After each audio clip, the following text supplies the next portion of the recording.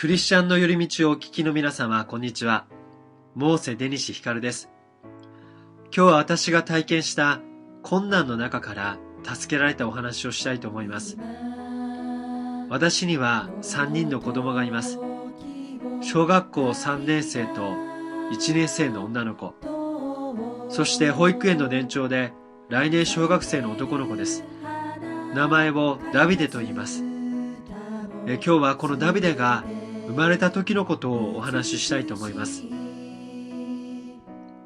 このダビデですが、お腹の中のエコー検査では女の子と言われていたのですが、立ち会い出産で生まれた時、取り出してくださった看護師の方が元気な男の子ですよと言われ、驚いたことを今でも覚えています。1週間後、妻とダビデは元気に退院してきました。しかし気になることが一つだけありました。それは退院の際に受ける検査の時のことです。ダビデは聴力検査に引っかかってしまったのでした。妻の話によると、検査の担当の先生が新人で、検査の機械の扱いに慣れておらず、何度もやっている様子だったと。だからそれほど心配しなくてもいいよと、こう言いました。私はそう言われ、1ヶ月後に再検査をするとのことだったのですが、問題ないだろうと思っていました。しかし検査が近づくにつれ、気になることがありました。ダビデのお姉ちゃん2人はとても元気で、仕事帰り、私が自宅手前100メートルぐらいに近づくと、元気な声が家から聞こえてくるのです。それは生まれて間もないダビデがいようがお構いなしで、うるさく走り回っていました。しかしそんなうるさい中でダビデは眠り続けていたのでした。よく寝る子だなと思っていましたが、もしかするとあまり聞こえていないのかもしれないと、一抹の不安が心をよぎりました。そして生後1ヶ月の検査の日を迎えました。私はその日仕事で会議中だったのですが、妻から一通のメールが届きました。内容は、ダビデの耳が聞こえていない。衝撃が走りました。今でもはっきり覚えています。会議を途中で抜け、車を病院へ走らせました。病院に着いた時には、すでに妻とダビデは外で待っていました。車の中で話を聞くと、脳波を調べる機械を頭につけ、寝かしたダビデのそばで大きな音を立てたり、楽器を鳴らしたりしたそうです。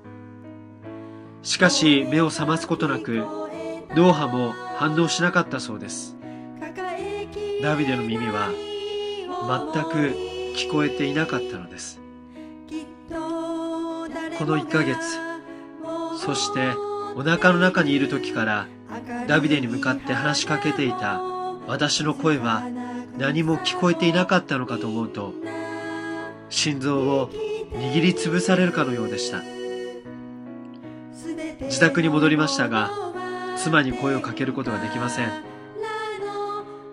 部屋に入り、明かりをつけることさえできませんでした。全く聞こえていないなんて、一生私の声はこの子に届かないのか。間違いなく私の人生の中で最もどん底で最も困難な出来事に直面した瞬間でした。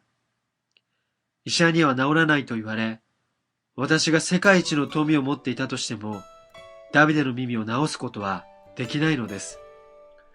ダビデを寝かし、力なく座り込みました。当時住んでいた部屋は日当たりが悪く、昼間でも暗い部屋でした。妻に声をかけることもできずに、目を閉じるほかありませんでした。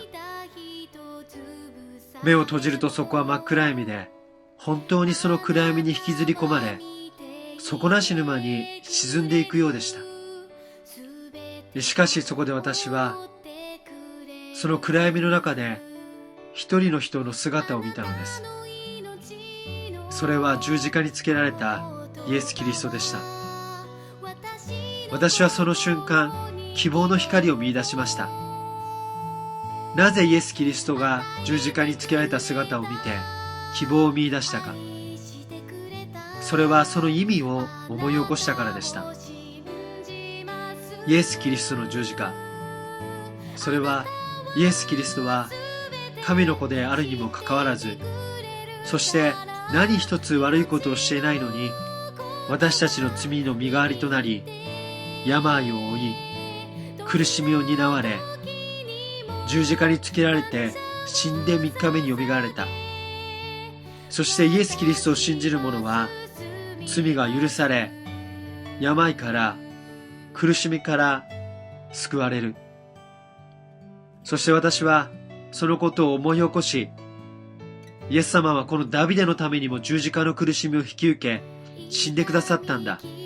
だったらイエス様にある限りダビデは大丈夫だ。その確信が、希望が湧いてきたのでした。そして私は目を開けることができ、希望の中を歩み出すことができました。あれから6年の歳月が経とうとしています。医者からは治ることがあったら奇跡だと言われましたが、生後半年で低音が聞こえるようになり、補聴器をつける際の検査では思う以上に聞こえているので補聴器が必要でなくなり、40代50代の聴力はあるので普通通りの生活ができますと言われました。事実ダビデは耳が聞こえるようになって健やかに成長しています。私にはどうすることもできなかったこの困難をイエス様は解決してくださいました。これは私だけに起きた特別な出来事ではありません。イエス・キリストを救い主として信じるすべての人々に備えられたものなのです。